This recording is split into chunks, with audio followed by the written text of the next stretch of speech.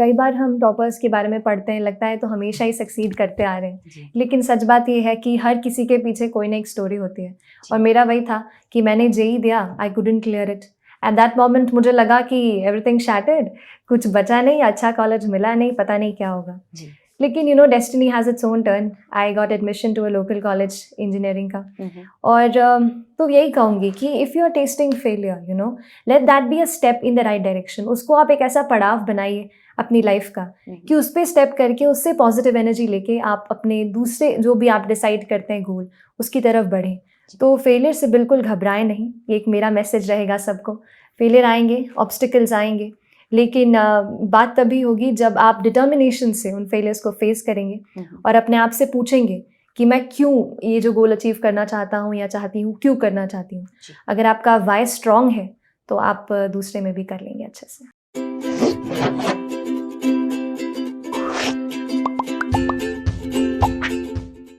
If you have the determination, then you can get whatever you set your heart on. This is something जो आज की हमारी topper believes in. Hi everyone, welcome to Chamomile Tea with Toppers, an initiative by Unacademy. I'm Fiona, and today हम जिस topper से मिलने वाले हैं, उन्होंने अपने childhood dream को इस UPSC CSC जैसे competitive exam को सिर्फ clear ही नहीं किया है, but she's also managed to be the topper in the women candidates and also an all India rank 5. Everyone, let's welcome Shrishti Jayan Deshmukh. Hi Shrishti, welcome to the show. Thank you so much. So first of all, Shrishti, it gives me immense pleasure. Like actually, जब भी कोई female toppers आते हैं इस show में, it just makes me feel so nice.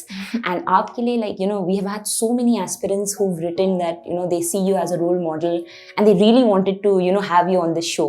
So thank you for finally making time to come here. It's my pleasure to be here, and it feels good to connect with all the audience. Thank you so much. Great. So I have seen actually past में मैं आपके काफी videos and the write-ups that I'm reading also. I have seen कि आप actually बहुत सारे aspirants को help कर रहे हो with whatever knowledge that you can share as of now before you go away to the academy. True.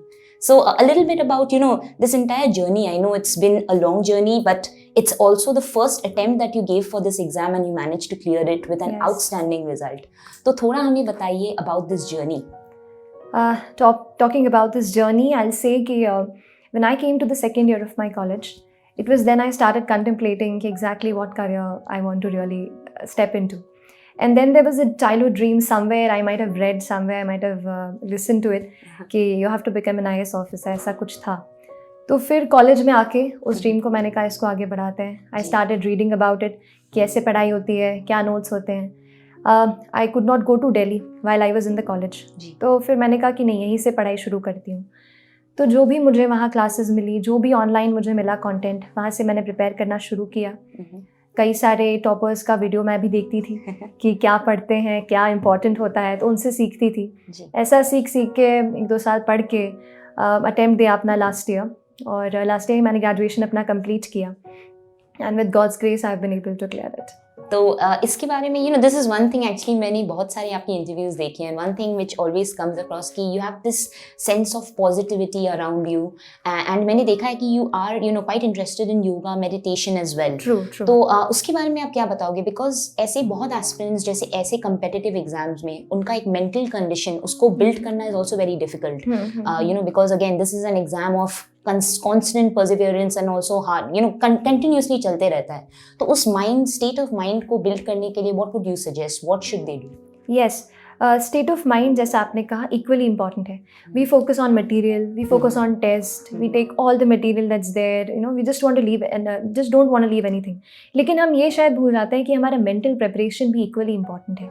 तो for a grueling exam like this, हमें mentally भी prepare होना बेहद ज़रूरी है.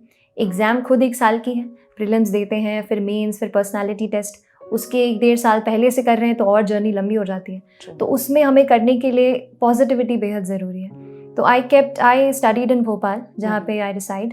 तो it was good for me. वहाँ पे थोड़ा सा मम्मी से आई यूज्ड टू टॉक, उनके हाथ का खाना खाती थी, पापा से बात. I have a little brother, तो उससे सब मस्ती करना एंड ऑल दैट. तो that thing is equally important. अपने आप को मोटिवेटेड रखना, पॉजिटिव लोगों से जुड़े रहना, वो भी बेहद ज़रूरी है.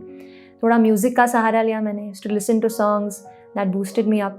And as you said yoga, so my mother always focused on yoga कि नहीं, this is one thing you should be focusing upon apart from your studies. So I'll also say कि whatever you're doing, physically also you have to be fit. Mhm. Take out time for some physical workout.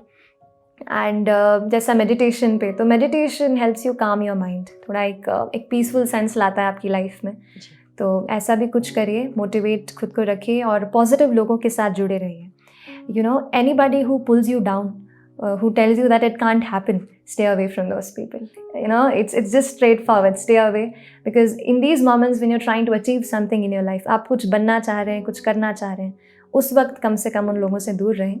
And you know, बाद में success के आप बिल्कुल उनसे मिल सकते हैं. एक चीज़ जो बहुत सारे एस्पिरेंट्स भी पूछती है, specially if we see like the trend over the last few years, and specially इस साल में तो डेफिनेटली टॉप 10 में भी अगर मैं देखूँ तो इंजीनियर्स बहुत सारे हैं. सो एक क्वेश्चन जो बहुत सारे एस्पिरेंट्स जो हमारे पूछते हैं कि do you think engineering gives you an edge to clear these kind of exams, and जो बाकी है जैसे जो नॉन इंजीनियरिंग फील्ड से है, आप क्या कहोगे? शुड दे बी डीमोटिवेटेड कि उनसे नहीं हो पाएगा, या इवन दे कैन मैनेज? इस पे एक चीज़ कहूँगी that comes to my mind whenever I get this question.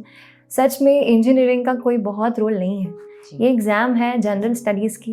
You have to study history, geography, international relation, internal security, environment. So, and science and technology is a little part. So, engineering as such really does not help. अब ऐसा क्यों हो रहा है? मुझे ऐसा लगता है इन जनरल इंडिया में अभी इंजीनियरिंग बहुत लोग ले चुके हैं. So you know, the proportion of people who are there as engineers वो ज़्यादा है.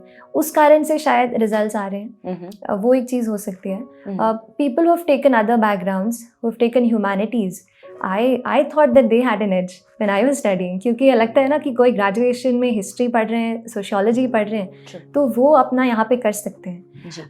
पर एक लास्ट में इस चीज़ के लिए क्या कहूँगी कि यूपीएससी इतना स्पेशल एग्जाम है कि यू आर डांसर और यू आर एन इंजीनियर और you are a literature graduate, you know, you will have to study. You know, you just, मतलब एक ऐसा नहीं मिलेगा कि यार ये पोर्शन तो मेरा उससे हो गया. पढ़ना आपको हर इसमें पढ़ने वाला है. एक लेवल प्लेइंग फील्ड है यूपीएससी का. तो कुछ भी मन में ऐसा लेके ना चलें कि ये लिया है तो नहीं होगा या होगा या नहीं. It all depends on your hard work. उसके एक बार डिसाइड करने के बाद आप कैसे पढ़ते हैं, that plays a huge role. Graduation तो आप कुछ भी कर सकते हैं. यूपीएससी प्रिपरेशन का सबसे बड़ा चैलेंज है ये समझना कि एग्जाम पॉइंट ऑफ व्यू से क्या रेलेवेंट है. तो उसी पे एक पार्ट जो आती है हमारे प्रीलिम्स के टाइम में, there is a CSAT papers.